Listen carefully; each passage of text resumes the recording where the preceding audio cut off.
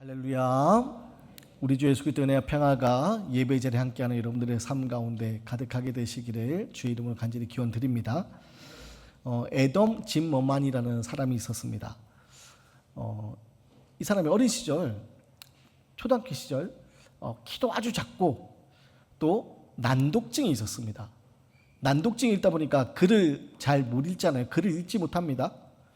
근데 참 야만적인 시대에 선생님을 만나서 그런지 선생님이 그 에돔을 좀 긍휼히 여기고 불쌍히 여기고 좀 잘 지내게 도와주는 것이 아니라 선생님이 그 아이를 완전히 무시하면서 폭언을 쏟아냅니다. 뭐라고 얘기하냐면 이렇게 합니다. 넌 너무 멍청해. 글도 읽지 못하는 넌 너무 멍청해. 넌 고등학교에서 제대로 졸업 못할 거야 라면서 막 폭언을 쏟아냅니다.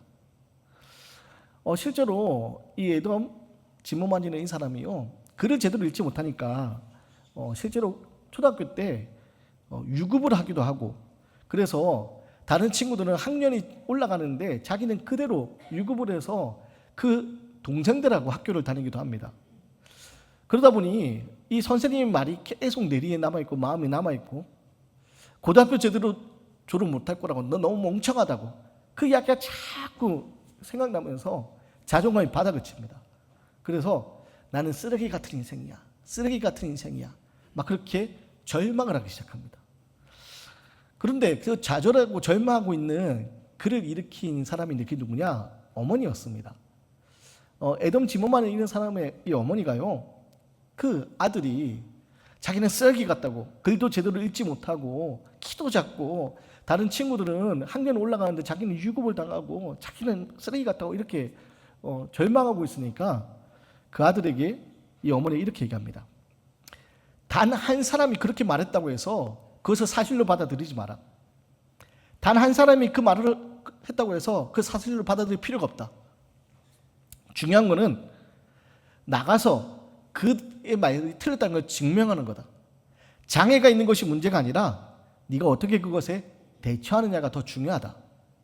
난독증이라는 장애가 있지만 그것을 어떻게 잘 대처하느냐가 더 중요하다 라고 얘기하면서 선생님이 해준 그 말 한마디가 사실이 되게 하지 말라고 이 아들에게 그렇게 조언합니다. 그리고 에돔은요, 그 어머니 말에 힘을 얻습니다. 그러면서 선생님이 했던 그 말이 계속 생각이 나는데, 너는 공부도 못하고 멍청이 같고 고등학교도 졸업 못할 거라고, 근데 계속 떠오르는데 어머니의 그 말을 자꾸 붙잡고 열심히 노력을 합니다. 그래서 선생님의 말이 사실되지 않게 하기 위해서 더 열심히 노력합니다. 그래서 어떻게 하느냐? 고등학교를 졸업 못할 거라는 선생님의 그 악담이 무색하게요, 이 에돔이 고등학교를 졸업합니다. 심지어 고등학교 때요, 당시 운동선수로는 170cm의 키가 큰 키가 아니었는데 농구를 하게 되고요, 또 탁월한 실력을 보이면서 스포츠에서 두각을 나타냅니다. 물론 그렇다고 해서 NBA 같은 아주 프로농구로 진학을 할 수는 없고, 또 대학교에서 진학할 때도 1부 리그에 그 대학교에서 키가 작아서 원하지 않아서 2부 리그에 진학을 하기도 하는데, 이후에 어떻게 하느냐? 마셜 대학교에 진학하였어요. 선수로 활약을 합니다. 선수로 활약하고 그뿐만 아니라 난독증이 있다고 했잖아요. 글을 제대로 못 읽는 병이거든요. 난독증이 있었는데 그것을 노력으로 극복해서 어떻게 하느냐? 그 마셜 대학교에서 스포츠 경영 및 마케팅 학위까지 취득하면서 졸업하게 됩니다. 키가 작고 또 글도 제대로 읽지 못해서 선생님부터 멍청하다고 그렇게 이야기했던 이 에돔이요, 고등학교 졸업 못하는 것뿐만 아니라 고등학교 졸업하고 심지어 대학교에도 진학을 하고 거기서 학위까지 받습니다. 훗날 이 에돔 짐머만이 인터뷰를 하는데요, 이렇게 얘기합니다. 자신을 무시했던 선생님의 그 말이 계속해서 자기를 괴롭혔다고. 그런데 지금 생각해보니까 감사하다고. 왜냐, 그 말 때문에 자기는 선생님의 그 말이 사실이 되게 하지 않도록 더 열심히 노력했다고. 그러면서 어머니가 해준 그 한마디가 자기에게 선생님의 부정적인 말을 떨쳐버릴 수 있는 힘이 되었다고, 그렇게 인터뷰를 하는 것을 보았습니다. 사랑하는 여러분, 우리 이 땅에 태어나면서 그 누구도 강하게 태어난 사람 없습니다. 아기 때 부모의 도움 없이는 제대로 살 수 없는 연약한 모습으로 태어납니다. 그리고 자라면서 우리는 강해질 거라고 착각하지만 자라면서요, 우리는 여러 가지 상처들을 마주합니다. 여러 가지 상처들을 우리 안에 생채기가 나고 그것이 흔적을 남습니다. 그러면서 우리는 끊임없이 낙심하고 끊임없이 절망하고 끊임없이 좌절합니다. 때로는 에돔이 어릴 적 가졌던 생각처럼 나는 쓸모없는 사람이야, 나는 쓸모없는 사람이야, 그렇게 자존감이 바닥을 칠 때도 있습니다. 그런데요, 그 에돔에게 어머니의 한마디가 큰 힘이 되고 위로가 되었던 것처럼 이런 우리의 삶 가운데 찾아오셔서 우리를 위로하시고 도우시는 분이 계십니다. 그게 누구냐? 성령님입니다. 특히 오늘 말씀 가운데서 성령님 우리 가운데 함께 하신다는 사실을 믿음으로 고백하며 에돔에게 어머니가 들으신 한마디가 큰 힘이 되었듯이 오늘 우리 가운데 찾아오셔서 말씀하는 성령님의 그 음성이 우리 삶 가운데 능력과 소망으로 나타나게 되기를 주의 이름을 간절히 기원드립니다. 오늘 말씀 보면요, 예수님의 성령을 보내주겠다 약속하시는데요, 그런데 좀 이상한 말씀을 하십니다. 뭐라고 하시느냐? 내가 떠나는 것이 너희에게 유익이다. 지금 예수님이 제자들에게 하시는 말씀입니다. 근데 제자들에게 뭐라고 얘기하냐? 내가 너희를 떠나는 것이 유익이다. 여러분, 제자들은 예수님을 따라다녔는데 예수님이 자기들에게 떠나가는데 그게 유익이다라고 얘기합니다. 얼핏 들으면 우리가 이해할 수 없는 말인데 우리 7절 말씀 같이 한번 읽어보겠습니다. 시작.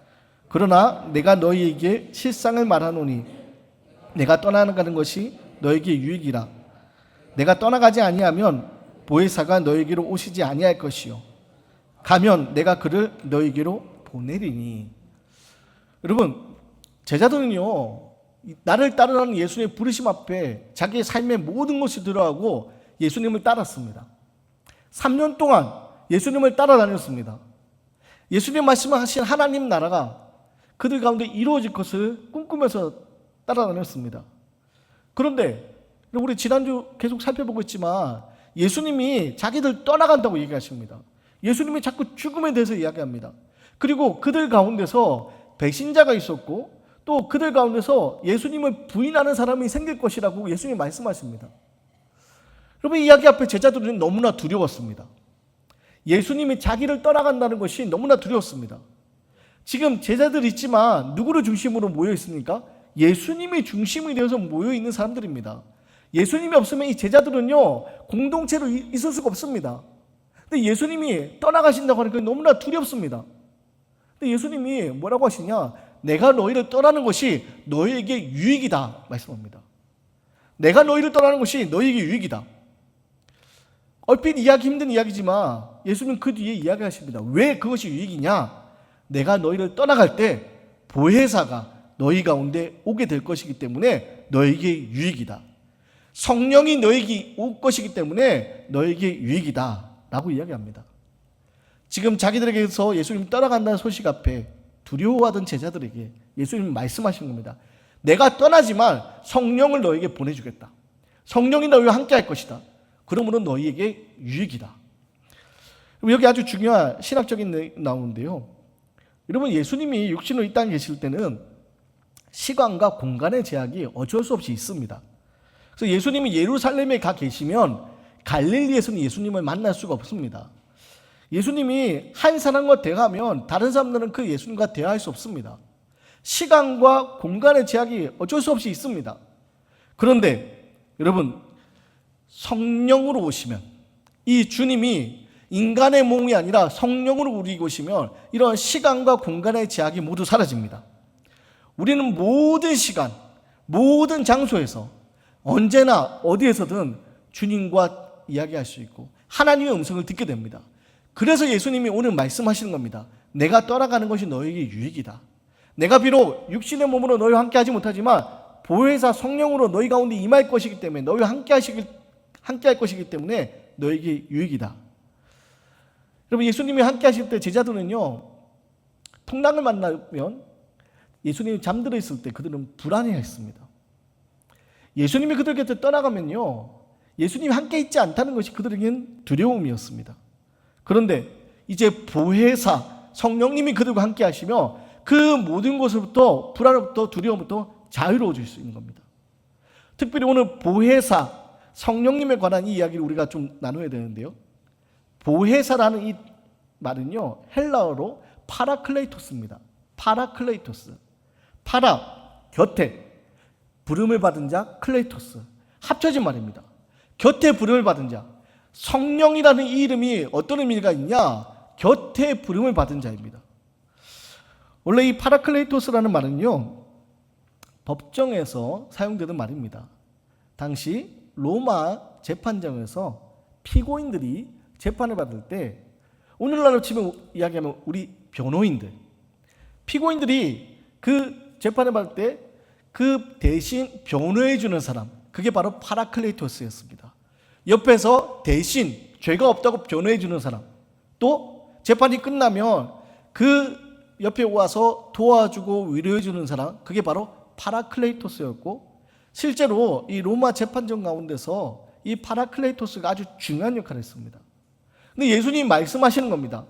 바로 그런 사람들처럼 성령님 우리 가운데 함께 하셔서 파라클레이토스, 우리 가운데 옆에 계셔서 우리를 도우시겠다, 우리와 함께 하시겠다, 임마누엘의 그 약속의 이름으로 파라클레이토스, 보혜사라는 이름으로 우리와 함께 하시겠다. 사랑하는 여러분, 성령님은 바로 그런 분이라는 겁니다.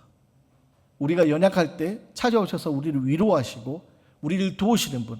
그래서 성령님이 보혜사라는 이름으로 우리를 도우시는 분이라는 사실을 여러분 기억하셔야 됩니다. 이 땅 살아가면서 우리에게 수많은 어려움이 있습니다. 수많은 고난이 찾아옵니다. 경제적인 문제도 있고요, 가정의 문제도 있고, 관계의 문제도 있고, 또 여러 가지 이 땅 가운데 여러 가지 어려움 가운데 살아갑니다. 그것이요, 어렸을 때는 내가 해결할 수 있을 거라 생각했지만 우리가 점점 장성하면서 무엇을 경험하느냐? 내 힘으로 안 되는 것들이 훨씬 많다는 것을 경험합니다. 그래서 어느 순간 내 힘으로 어찌할 수 없다는 생각에 우리는 포기합니다. 그런데요, 오늘 성령님은 우리 가운데 함께 하시면서 도우신다는 겁니다. 보혜사 성령님께서 우리 가운데 함께 하시면서 도우신다. 그래서 성령님 우리에게 함께 하신다, 성령을 보내주겠다, 예수님이 말씀합니다. 사랑하는 여러분, 우리에게 연약함이 있습니다. 어쩔 수 없는 연약함이 있습니다. 이 땅 살아가면서 우리의 죄로부터 자유롭고 싶지만 매번 똑같은 죄의 문제로 인해 걸려 넘어지는 자리가 있습니다. 우리 욕망을 다스리고 싶지만 욕망을 다스리지 못해서 매번 하나님 앞에 부끄러운 모습으로 설 때가 있습니다. 그런데요, 이런 우리의 연약함이 있지만 성령님은 우리 가운데 함께해 주셔서 우리를 변호해 주시고 우리를 위로해 주시고 우리를 이끌어 주신다는 겁니다. 그게 바로 예수님이 우리에게 약속하신 약속의 말씀입니다. 그렇기 때문에 여러분, 우리는요, 무엇을 구해야 되느냐? 성령을 구해야 됩니다. 단순히 우리가 부자가 되기를 구하고 똑똑해지기를 구하고 우리가 이 땅에서 이름 날리는 것을 구하고 건강하고 평안해지는 구하는 것이 아니라 성령님 우리 가운데 임하기를, 성령님 우리 가운데 함께 하시기를 우리는 구할 수 있어야 됩니다. 바라기는 성령님을 구하면서 약한 자로 강하게 하시는, 우리를 도우시는 성령님의 놀라운 은혜가 날마다 우리의 삶 가운데 고백되게 되시기를 주의 이름으로 간절히 기원드립니다. 또한 성령님은요, 때로는 우리를 책망하신다 말씀합니다. 우리 8절 말씀인데요, 8절 말씀 같이 한번 읽어보겠습니다. 시작. 심판에 대하여 세상을 책망하시리라. 그리고 성령님은 보혜사라는 이름으로 우리 가운데 오시는 분입니다.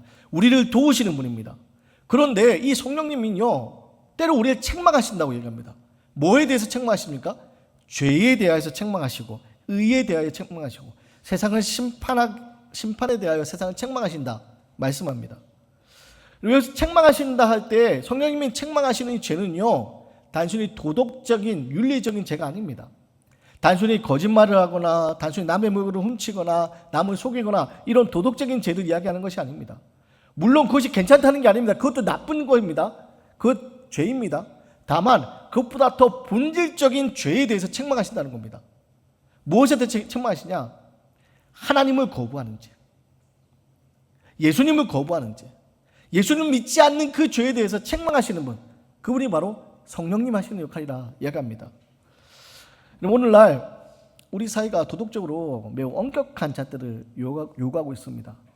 그래서 여러분도 아시다시피 어떤 영화배우가 지난날의 일로 인해서 은퇴를 결심하게 되기도 하고, 또 연예인들이 지금 잘못된 행태로 인해서 그 비난을 하면서 은퇴를 요구하기도 하고, 우리는 엄격한 잣대를 세상 사람들 가운데서 요구를 하고 요구를 받습니다. 그런데 여러분, 정말 중요한 죄에 대해서는요, 우리가 이야기하지 않습니다. 정말 중요한 죄, 도덕적인 그런 잘못에 대해서 우리가 아주 민감하게 반응하면서 정말 중요한 죄, 하나님과의 관계가 단절되고 우리의 생명이 끊어지는 죄, 하나님을 믿지 않는 죄에 대해서는 우리가 이야기하지 않습니다. 종교의 자유가 있다고 얘기하면서 믿지 않는 것에 대해서 아무렇지 않게 생각합니다. 여러분, 그런데 우리는요, 이것을 민감하게 생각할 수 있어야 됩니다. 왜냐? 하나님을 믿는 이 문제는요, 신앙의 문제는요, 우리의 영원한 생명과 우리의 생명과 관련되어 있기 때문입니다. 영원한 생명과 사망으로 나누어진 일과 관계되어 있기 때문입니다. 그렇기 때문에 우리는요, 이 죄의 문제에 대해서 민감하게 반응해야 됩니다. 그래서 성령님은요, 우리를 책망하십니다. 죄에 대해서. 하나님을 믿지 않는 그 신앙에 대해서 우리를 부끄럽게 만드시고 그 신앙 가운데서 회개케 만드시는 분, 그분이 바로 성령님이 하시는 역할이라는 겁니다. 단순히 우리 어려울 때 옆에서 좋은 말로 위로해 주시는 분이 아니라 때로는 잘못된 길로 나가며 그 길로 나가면 사망의 길로 간다고, 그 길로 가면 안 된다고, 영원한 죽음이 기다리고 있다고 우리를 책망하시는 분, 바로 그분이 성령님이시라는 겁니다. 또 의에 대하여 심판하시고 세상에 대하여 심판하시는 분, 그분이 바로 성령님입니다. 여러분, 세상에는요, 악한 사람들이 자꾸 승리하는 것 같고 의로운 사람들이 자꾸 핍박받는 것 같고 신앙 가지고 착하게 살면 손해보는 것 같고, 그래서 세상들은 때로 우리를 조롱하기도 합니다. 그런데요, 여러분, 하나님이 하시는 일은요, 그 악한 사람이 세상 가운데 승리하는 것처럼 보이지만 결국 그들은 무너지게 될 것이고 의로운 길을, 생명의 길을 걸어가는 자들이 다시 일어서게 될 것을 하나님이 약속하고 계십니다. 그리고 여러분, 십자가의 죽음을 통해서 바로 그것을 우리에게 보여주셨습니다. 예수님이 십자가에 달려 죽으셨을 때 악한 세력들은, 사단의 세력들은 자기들이 승리했다고 소리 높여 환호했을 겁니다. 그런데 하나님은 어떻게 하셨습니까? 하나님이 그 십자가에 달려 돌아가신 예수님이 죄가 없으신 의로운 분이시라고 인정하시면서 다시 살리셨습니다. 부활의 영광을 허락하셨습니다. 그리고 우리에게 그 놀라운 부활의 영광에 참여하도록 만들어주셨습니다. 그래서 십자가는요, 예수님의 실패가 아니라 하나님의 승리가 되는 겁니다.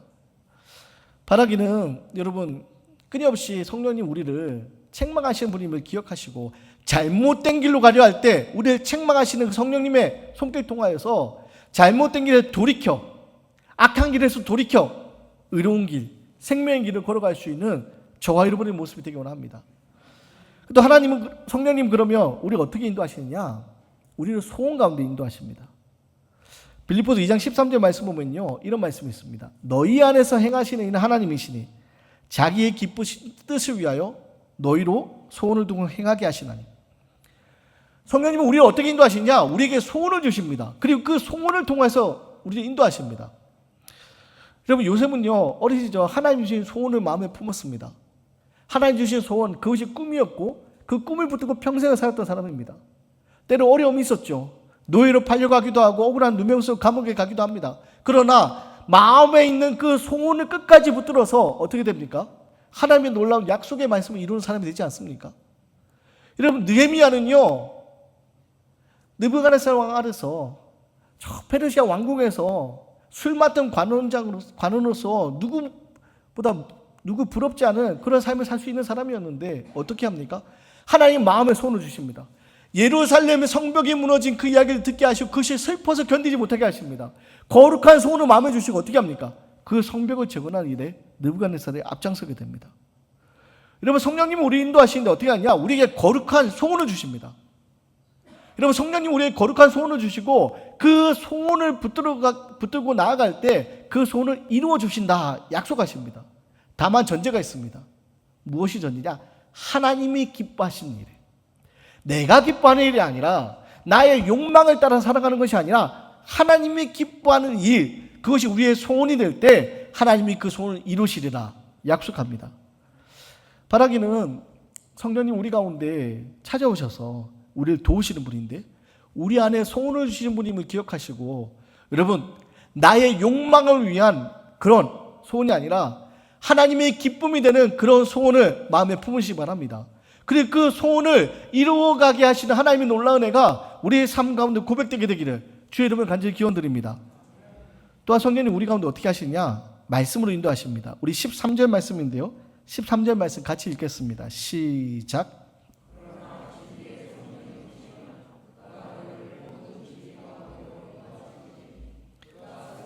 하지 않고 오직 들은 것을 말하며 장래 일을 너에게 알리시리라. 아멘. 여러분, 성령님 우리 가운데 오셔서요, 말씀으로 인도하십니다. 성령님 하신 역할이 뭐냐? 우리 가운데 함께 하시면 우리를 도우시는 분인데, 우리에게 생각나게 하시고 우리의 연약함을 위해 기도하고 계시고, 또 말씀 가운데 장래 일을 알게 하십니다. 그럼 인생길 걸어가면서 우리가 참 답답할 때가 있습니다. 이 길이 맞을까? 우리 여러 선택의 상황에서 내가 이 선택하는 것이 맞을까? 앞이 보이지 않을 때가 있고 참 두렵고 혼란스러울 때가 있습니다. 그런데 그때 성령님 하신 역할이 뭐냐? 우리 가운데 함께 하셔서 말씀해 주시는 겁니다. 그래서 말할 수 없는 탄식 가운데 우리 위하여 간구하고 계시며 우리에게 생각나게 하시고 하나님의 그 거룩한 소원을 이루게 하시는 분, 그분이 바로 성령님이십니다. 인생길 가운데 우리가 답을 알지 못해서 참 괴로울 때가 있는데요, 이해할 수 없어서 두려울 때가 있는데, 성령님 우리 가운데 오셔서 하나님의 말씀으로 우리에게 답을 알려주신다는 겁니다. 나에게는 답이 없지만 하나님에게 답이 있음을 알게 해주시고 그 답을 붙들고 이뤄가게 하신다는 겁니다. 그래서 성령님은요, 나침반과 같은, 우리 인생의 나침반과 같은 분입니다. 그럼 나침반이 어딜 가리킵니까? 항상 북쪽을 가리키지 않습니까? 그 나침반이 항상 북쪽을 가리키면서 우리에게 방향을 알려줍니다. 근데 성령님이 바로 우리 인생의 그런 나침반 같은 분입니다. 항상 하나님이 계신 곳, 주님이 계신 곳을 가르쳐 주십니다. 그러면서 우리가 성령님을 따라서 우리가 나아가게 만들어 주시는 분입니다. 바라기는 우리가 이해하지 못하는 순간들, 때때로 우리가 깨닫지 못하는 혼란스러운 상황 가운데서 우리 가운데 도우시는, 그래서 바른 판단하게 하시고 의로운 길을 걸어가시도록 인도하시는 성령님 우리 가운데 함께 하심을 여러분 날마다 구하시기 간절히 부탁드립니다. R.T. 켄달 목사님이 쓰신 내일의 기름 부음이라는 책이 있습니다. 이 책에 보면요, 이 켄달 목사님이 경험했던 이야기들 쭉 이야기하면서 텍사스의 한 부흥사에 대해서 이야기하십니다. 텍사스에 한 열정적으로 부흥회를 인도하는 부흥사님이 계셨는데, 이분이요 정말 그 부흥회를 열정적으로 인도하십니다. 그런데 부흥회를 열정적으로 인도하시다가 마지막 이제 가장 클라이막스, 가장 결정적인 순간 이분이 하는 습관이 있었습니다. 그분의 습관이 뭐냐? 막 마이크를 들고 말씀을 전하시다가 결정적인 순간 왼손을 귀에 대고 이렇게 귀를 기울입니다. 그러면서 외칩니다. 하나님의 음성을 들으십시오. 성령님의 음성을 들으십시오. 가장 결정적인 순간 손을 귀에 대고 하나님의 음성을 들으십시오. 성령님의 음성을 들으십시오. 그 부흥회 참석한 회중들이요, 이 부흥사님이 하시는 그 모습에 성령님의 음성을 들으라고 귀 기울이려 하는구나, 막 이렇게 생각을 합니다. 근데 이 켄달 목사님이요, 이 사우스 웨스턴 설교학 교수님을 마침 만날 기회가 있어서 그 설교학 교수님께 물었습니다. 혹시 그 부흥사님 혹시 알고 계십니까? 그랬더니 교수님이 알고 계시대요. 그러면 이분이 항상 부흥회를 하실 때 마지막에 귀에 손을 대고 이렇게 항상 하는 습관이 있던데 왜 그렇게 하는지 혹시 그 이유도 알고 계십니까? 그랬더니 설교학 교수님이 이렇게 얘기하시더라고요. 제가 그분을 잘 아는데 사실 그분이 귀가 잘 들리지 않습니다. 귀가 잘 들리지 않아서 결정적인 순간 회중들의 이야기를 좀 잘 듣기 위해서 이렇게 귀를 모으는 그런 습관이 있습니다. 근데 사람들은 그게 성령님 음성을 들으려는 그런 행동인 줄 알고 성령님 음성에 집중해야지 그렇게 했다는 이야기입니다. 그런데요, 이 이야기가 여기서 끝이 나는데 우리가 가만히 생각해 볼 필요가 있습니다. 여러분, 우리가 이 땅을 살아가면서 신앙을 가지고 하나님의 자녀로 산다고 이야기를 하면서 우리는 과연 얼만큼 하나님의 음성에 귀를 기울이고 살아갑니까? 잘 들리지 않는 귀를 잘 듣게 하기 위해서 귀에 손을 대는데, 여러분, 성령님의 음성이 우리에게 들리게 하기 위해서 우리는 무엇을 하고 있습니까? 성령님은 우리 가운데 함께 하시는 분이고 우리를 도우시는 분입니다. 우리의 연약할 때 우리 위하여 기도로 간구하시는 분이시고, 여러분, 우리가 가야 할 길을 알려주시는 분이고, 잘못된 길로 갈 때 우리를 책망하시는 분이고, 무엇보다 우리에게 하나님의 말씀을 통하여서 진리를 깨닫게 하시는 분입니다. 바라기는 이 성령님이 오늘 우리 가운데 함께하게 될 때, 여러분, 우리가 걸어가는 그 길이 두려움의 길이 아니라 하나님의 약속이 이루어지는 확신의 길이 될 것입니다. 바라기는 불확실한 이 세상 가운데서 어디로 가야 할지, 어떻게 될지 날마다 두려운 우리네 삶이지만 성령님 우리 가운데 함께하고 계시고 우리를 도우시고 계시고 우리를 위하여 간구하고 계시고 때로는 책망하시면서 진리 가운데 거하게 하신다는 약속의 말씀 붙들고 이 한 주간 성령님과 함께 동행할 수 있도록 성령님 우리 가운데 임재해달라고 기도하시면서 주와 동행할 수 있는 한 주간이 되시기를 주의 이름으로 간절히 기원드리겠습니다.